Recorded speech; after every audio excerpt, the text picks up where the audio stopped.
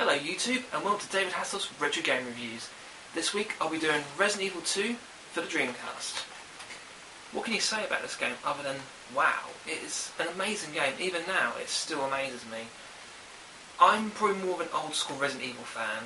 The new ones are good. I mean, the fourth one was a good game and it was brilliant for its time. The only thing that let it down was the control system, which you could live with.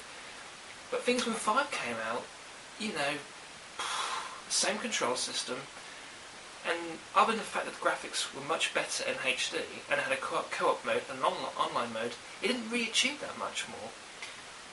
But I love the old games like 1 to 3 because they're brilliant. I mean, the first one was very puzzle based, you know, but it was a good game.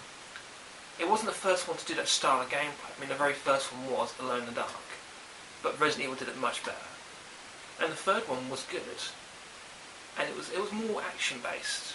While the second one, to me, is a perfect balance. And the right amount of puzzles, actions, graphics were really improved upon the first one, and the pre-rendered backgrounds were absolutely amazing. And what was most amazing about this was that originally Capcom made a version of Resident Evil 2, got to about 70%, and they canned it because they weren't happy with it, and they call it now Resident Evil 1.5. And how many companies would do that? Most people would just finish it off, repackage it, and hope for the best. Because of them, we got this absolute gem, an amazing game. So, on with the review. Warning, this game may contain scenes of explicit violence and gore. Resident Evil 2. This is a brilliant game. I really like this so much. I mean, the backgrounds are just, they're beautiful to watch, and they've got so much detail and vibrant. And it's not like with Resident Evil 1 where it was just a mansion, different room, or suddenly you got a science area and then helicopter pad and you're off. This had so many different backgrounds and it was a visual treat for the eyes. You know, they really put a lot of effort into the backgrounds. But I think some of them were recycled because if you look at Resident Evil 1.5 you can see bits and pieces. And if you look at the demo, which came out before this came out, it had this first bit of the game, but they were all in different order. But despite that, you know, they came out with something that looked amazing. And about the different versions, I mean, this has come out on so many different platforms. I mean, it came out on the PlayStation, there was a PC version, then a Dreamcast version, and a GameCube, and you can also download it off the PSN network, so you can play it either on your PS3 or on your PSP. I've got to say, this is the best one of the series. I mean, it depends from your point of view. I mean, if you're an old school Resident Evil fan, or maybe you're into the newer ones. I like the newer ones. I mean, fourth one was really good. The only thing I didn't like about it was the control system, because I think the idea with that control system was to make it feel like a Resident Evil game. But the thing is, the Resident Evil control style works like this. It does not work in 3D at all. You know, you look at like Gears of War, the control system of that is perfect, and if they'd used something like that, would have really improved the game. But despite that flaw, you know, Resident Evil 4 is a brilliant game. But when Resident Evil 5 came out, they didn't even tweak it at all. They just took the same engine, updated the graphics, you know, did it all on HD with a co-op mode and an online mode.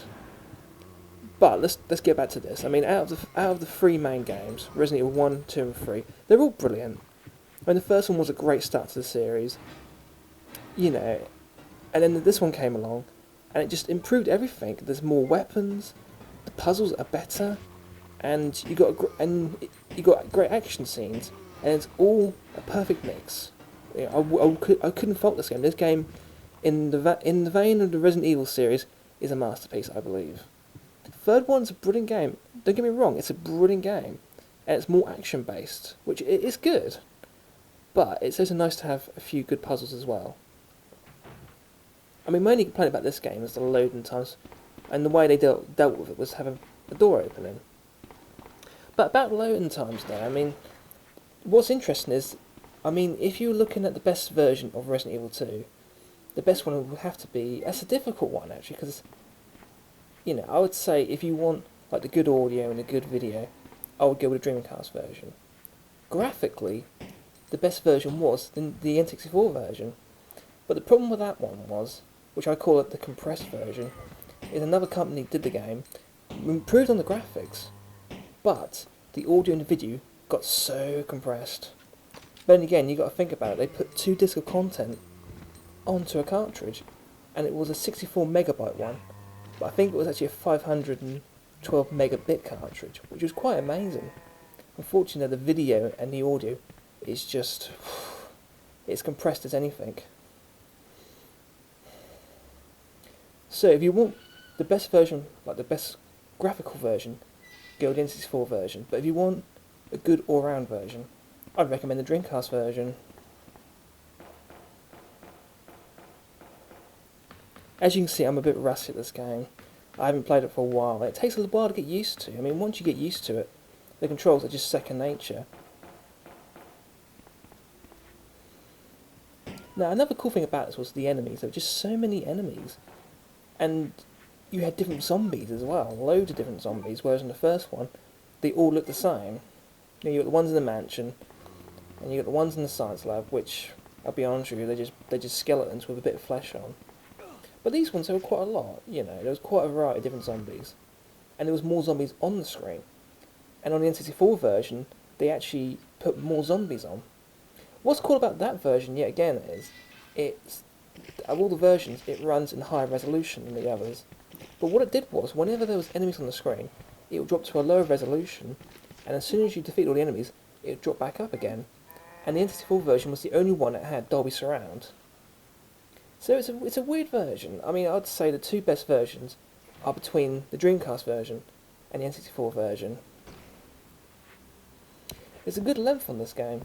I mean, I'd say it's just a tad longer than the first one. And the third one is about the same as this. It's a good game though. I really would recommend it. It's kind of rare-ish. I mean, you can get it, but it'll cost you a bit. You know, I mean, it wasn't like a mass-produced game on the Dreamcast. It's easy to find on the PlayStation, and there were just so many copies, and it sold a ridiculous amount. I don't know how many millions it sold, but it was one of the best-selling games on the system. Yeah, Leon isn't looking very good at the moment. Sorry, Leon. I haven't played this game in a while. I'm a bit rusty.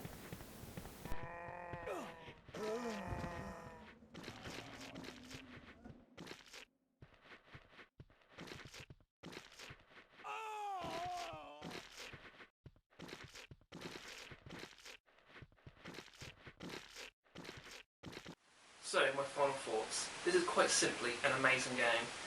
If you're someone who's never played Resident Evil before, or has only played Resident Evil 4 or 5, I would really recommend it. You are in for an amazing treat. And it gets David Hasselhoff thumb of approval. I want to thank everyone for watching my videos, and most importantly, I want to thank all my new subscribers. It really means a lot to me, and it really gives me the motivation to keep doing what I'm doing. So until next time, peace out.